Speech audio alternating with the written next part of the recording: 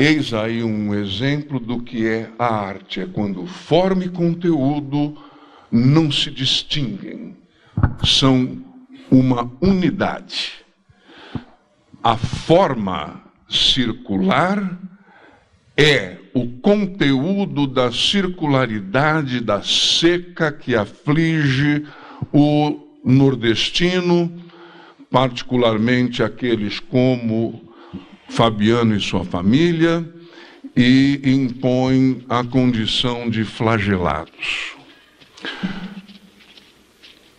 E Graciliano foi muito feliz com esse romance em que ele chegou ao máximo da depuração do seu estilo, que consiste exatamente numa concisão máxima, a arte de expressar o máximo com o mínimo.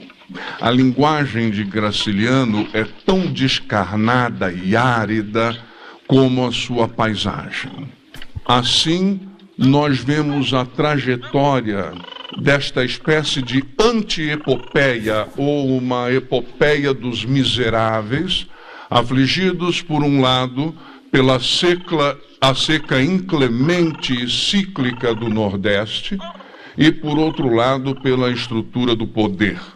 Graciliano tem uma perspectiva crítica, mas não é uma perspectiva ideológica, panfletária, como vemos às vezes num Jorge Amado. Graciliano era socialista, filiou-se ao Partido Comunista em 1945, mas nunca deixou que a arte deixasse de ser arte. E Vidas Secas é a obra-prima de Graciliano Ramos. Ele é um filme que faz parte do chamado cinema novo brasileiro.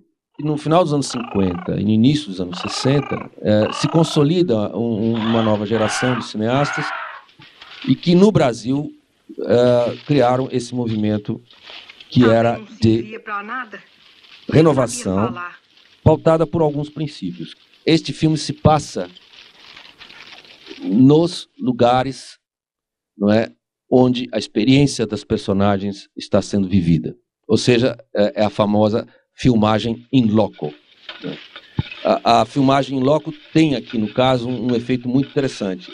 Significa o seguinte: entre os anos 30, que correspondem ao momento em que o Graciliano escreveu, e os anos 60, que correspondem ao momento em que o filme está sendo feito, nada mudou naquela região. O que significa isso? Significa trabalhar de maneira a viabilizar um filme com toda a qualidade que vocês viram, com muito poucos recursos. Não tem nada de industrial aí. Não tem grandes investimentos, não tem grandes equipamentos, não tem grande equipe de filmagem. Eram muito pouca gente trabalhando ali com a câmera, com pouquíssimos recursos, e inventando um cinema que retira sua força, porque inventa um estilo capaz de se compatibilizar com os poucos recursos que se tem. Eu vou dar um exemplo. Vocês devem ter percebido que são frequentes as situações em que a câmera se movimenta com certa irregularidade, que pode ser maior ou menor. É uma câmera que a gente chama câmera na mão. É um tipo de situação em que o fotógrafo, com uma câmera leve, que era uma câmera usada em muitos lugares como câmera de reportagem, típica do documentarista, que é transferida para o filme de ficção, para acompanhar um ator, mas acompanhar um ator de perto, acompanhar um ator como se eu estivesse ali com alguém que porta esse equipamento e vai, né, testemunhar alguma experiência que esteja ocorrendo. Então a câmera na mão é uma característica. Isso é um aspecto. O outro aspecto é o da luz. O Vidas Secas trabalha a luz para evidenciar, né, a presença dessa luz como um problema na vida do Fabiano e sua família. O Luiz Carlos Barreto, que era o fotógrafo, conversando com Glauber Rocha também, Nelson Pereira dos Santos, né, tomaram essa decisão de não usar rebatedores. Tudo neste filme é trabalhado para destacar o ponto de vista das personagens. Seja o Fabiano, seja assim a Vitória, sejam os meninos e seja a baleia.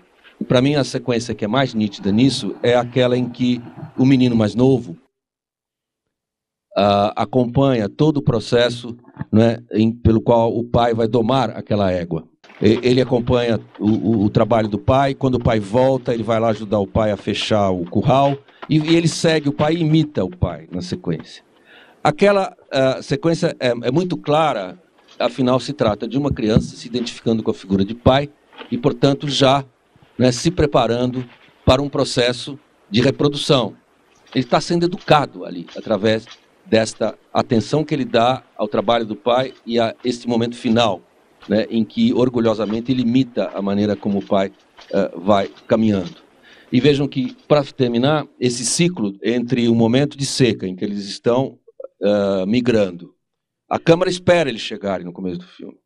A câmera está num determinado lugar, naquele sertão, e eles vão chegar muito lentamente.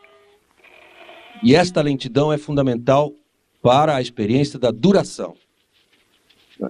E isto é um contraste brutal com aquilo com o qual a maioria das pessoas já na época estava habituada, que é a ideia da velocidade com que o cinema tem que contar as histórias.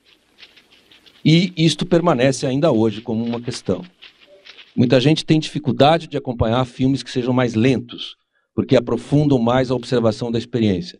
E às vezes se acostumam com aquela ideia de que cinema ou televisão ou novela, seja lá o que for, tem que correr, tem que contar logo, porque tem que passar adiante, porque tudo é muito superficial mesmo, então vamos lá tocar para frente, porque não é preciso se deter para pensar naquilo que a gente está vendo.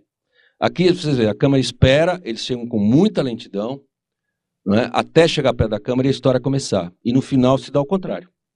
A câmera fica parada, nós temos a passagem do menino, a outra passagem de tempo é o mais novo está no colo da mãe, no final ele já está caminhando com total autonomia, e ele é o último a ser visto de frente, olhando com o sol forte, e ele corre para se juntar à família, e a família se afasta, e a câmera fica. E tanto no início quanto no fim, nós não temos algo que é muito comum no cinema. Na época era praticamente obrigatório, hoje já não é mais, mas na época era obrigatório, a ideia de que a apresentação do filme tinha que ser acompanhada por música. E a ideia de que o final também teria que vir uma música, que poderia ser uma música bem melosa, para criar um certo tipo de sentimentalismo, que obviamente não tem nada a ver com Graciliano e também não tem nada a ver com Nelson. E vocês reparam que tem um som muito estranho, que a gente, no início, não sabe do que se trata. É um som estridente, um som incômodo, mas depois, no metade do filme, para quem é da cidade, que nunca ouviu aquele som, vai perceber que é o som do carro de boi.